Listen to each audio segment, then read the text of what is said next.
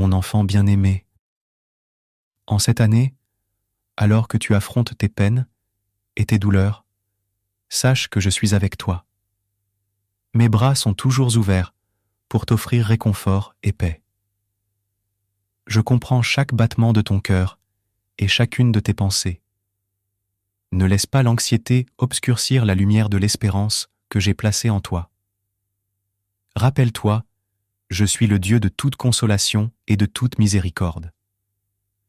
Mes promesses sont fidèles et vraies. Dans les moments de tristesse, cherche ma présence. Dans les périodes de douleur, repose-toi sur ma force. Je suis là pour te porter, te soutenir et te guider à travers chaque épreuve. Je te bénis comme la pluie rafraîchit la terre. Je désire te voir prospérer, non seulement dans tes entreprises, mais aussi dans ton esprit.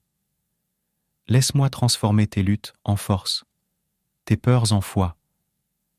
Avant de commencer, je vous invite à vous abonner à notre chaîne, à partager cette vidéo et demander en commentaire à Dieu de réaliser l'un de vos vœux, dans les commentaires, ce dont vous avez besoin. Ensemble, nous pouvons agrandir cette chaîne chrétienne et renforcer notre foi. N'hésitez pas à offrir cette prière à ceux qui en ont besoin. Lecture de l'Évangile selon Matthieu. Pour notre méditation aujourd'hui, je vous suggère de lire dans l'ordre suivant. Matthieu chapitre 5, versets 3 à 12. Les béatitudes. Matthieu chapitre 6, versets 25 à 34. Ne vous inquiétez pas pour votre vie. Matthieu chapitre 11, versets 28 à 30. Venez à moi, vous tous qui êtes fatigués. Le passage de Matthieu 5, 3, 12 est connu sous le nom des béatitudes. C'est une partie du sermon sur la montagne, dans lequel Jésus enseigne une série de principes et de valeurs clés pour une vie pieuse. Voici le texte des béatitudes dans la Bible. Heureux les pauvres en esprit, car le royaume des cieux est à eux. Heureux ceux qui sont doux, car ils hériteront la terre. Heureux ceux qui pleurent, car ils seront consolés. Heureux ceux qui ont faim et soif de la justice, car ils seront rassasiés. Heureux les miséricordieux, car ils obtiendront miséricorde. Heureux ceux qui ont le cœur pur, car ils verront Dieu. Heureux les artisans de paix, car ils seront appelés fils de Dieu. Heureux ceux qui sont persécutés pour la justice, car le royaume des cieux est à eux. Vous êtes heureux lorsqu'on vous insulte, qu'on vous persécute et qu'on dit faussement toutes sortes de mal contre vous à cause de moi. Réjouissez-vous et soyez dans l'allégresse, car votre récompense sera grande dans les cieux. C'est ainsi qu'on a persécuté les prophètes qui ont été avant vous. Ce passage est central dans l'enseignement chrétien et est souvent cité pour souligner les vertus de l'humilité, de la miséricorde, de la pureté de cœur et de la paix. Il offre un guide pour vivre d'une manière qui est agréable à Dieu, promettant réconfort et récompense pour ceux qui endurent les épreuves et qui vivent selon ses principes. Matthieu 6, 25, 34 fait partie du Sermon sur la montagne, dans l'Évangile selon Matthieu.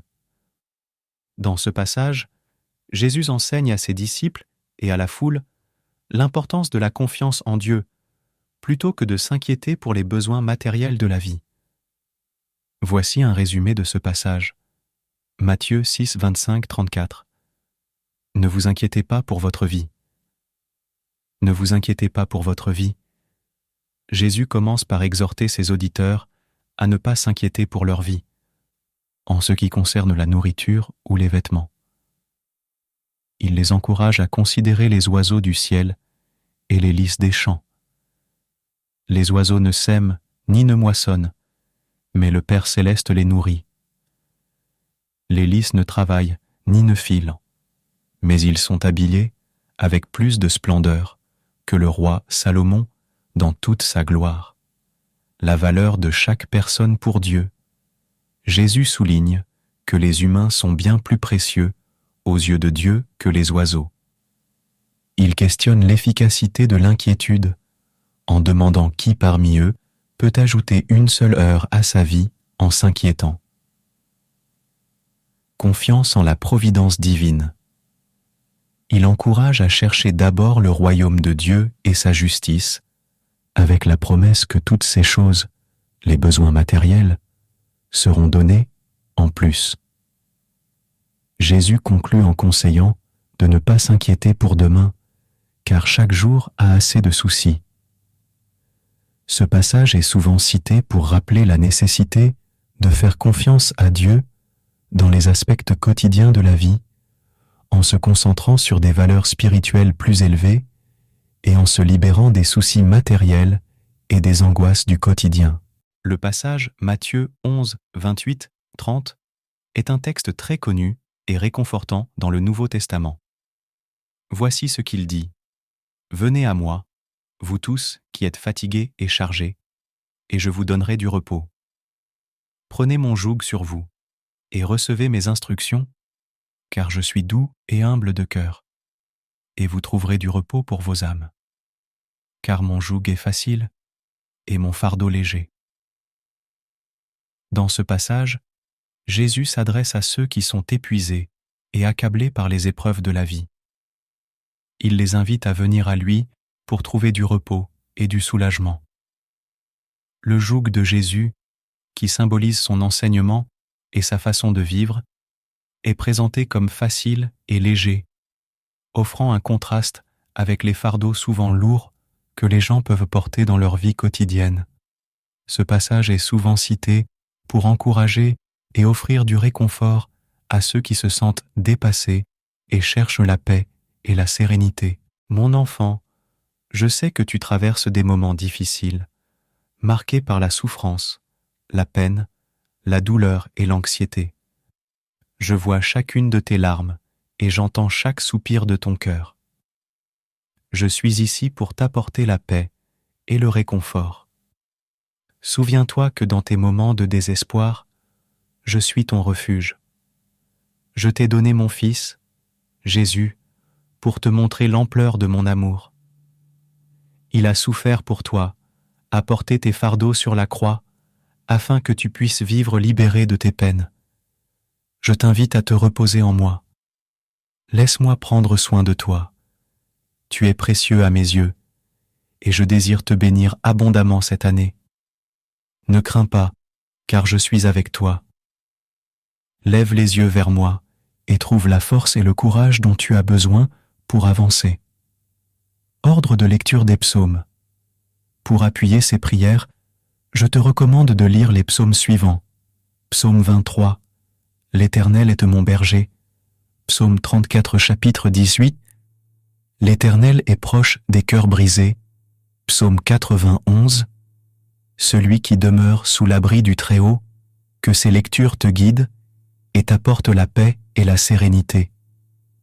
Que la grâce de Dieu soit avec toi aujourd'hui et toujours. » Alors que nous clôturons ce moment de prière et de méditation, je vous remercie d'avoir été avec nous.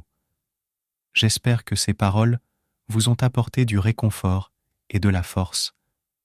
Je suis ravi de vous annoncer que dans notre prochaine vidéo, nous explorerons les psaumes et leur impact profond sur notre vie.